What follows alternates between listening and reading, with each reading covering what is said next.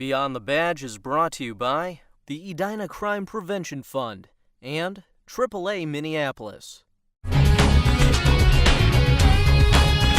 Before new police recruits can put on an officer's uniform, each must pass a written test, 3 rounds of panel interviews, as well as psychological and medical evaluations.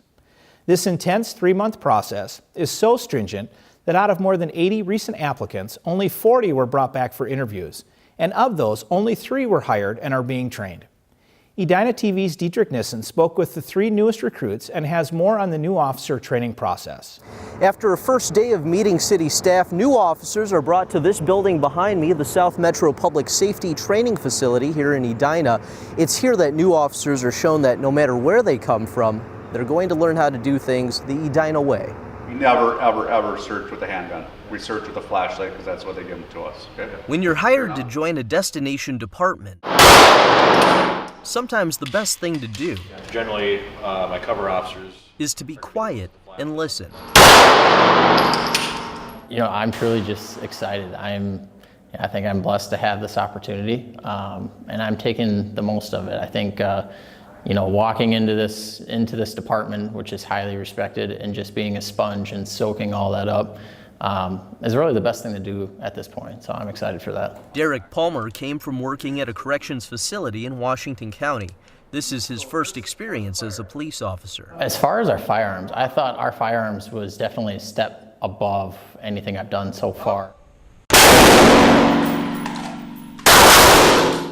With skills, getting those extra reps in, doing some of those drills that we haven't done before, I feel like was great training compared to anything I've received before.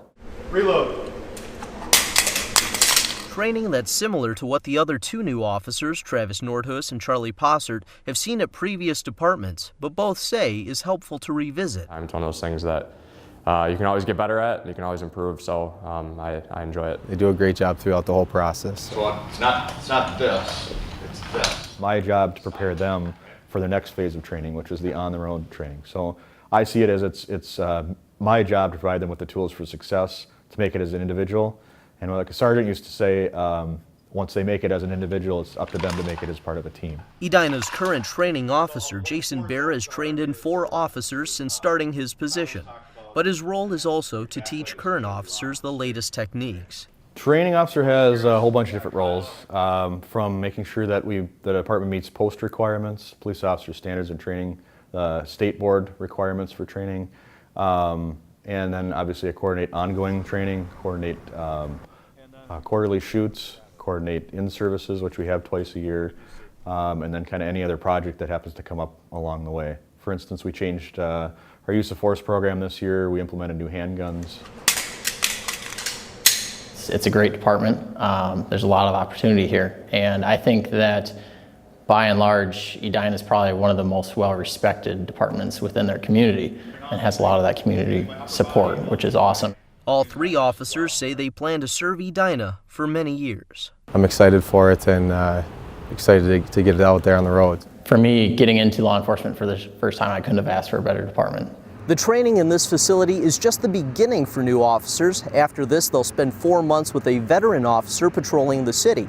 Their final challenge is to take over a shift completely while the veteran officer observes them to make sure they can work on their own.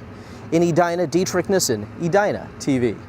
All new officers were licensed by the Minnesota Peace Officer Standards and Training Board and are on probation with the city for 1 year.